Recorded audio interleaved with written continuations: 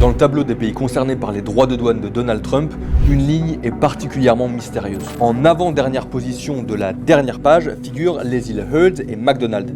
Elles appartiennent à l'Australie, mais surtout, elles sont inhabitées. Ces deux îles collées sont des territoires insulaires de 369 km², couverts de neige et de glaciers.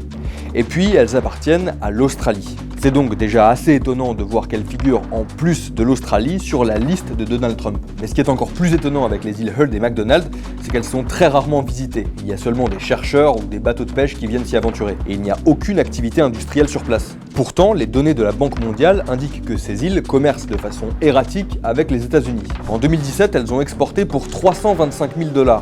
En 2020, pour 16 000 $ seulement, alors qu'en 2022, elles ont exporté pour 1,4 million de $ vers les États-Unis. Et puis, il n'y a aucun chiffre pour ces 3 dernières années.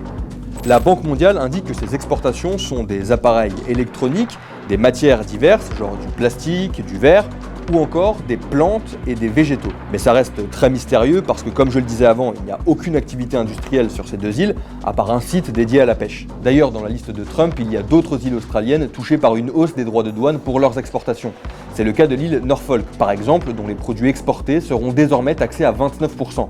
Alors même que son administrateur a assuré au Guardian qu'il n'existe aucune exportation connue de l'île Norfolk vers les États-Unis. En fait, il semblerait que la Maison-Blanche a plus misé sur la quantité que sur la qualité de ses cibles dans cette guerre économique, même si d'autres puissances économiques importantes sont bel et bien impactées par ces nouveaux droits de douane, comme la Chine et l'Union européenne par exemple. Certains secteurs sont donc très durement touchés. On vous explique tout ça dans Libération avec de nombreuses analyses sur le sujet.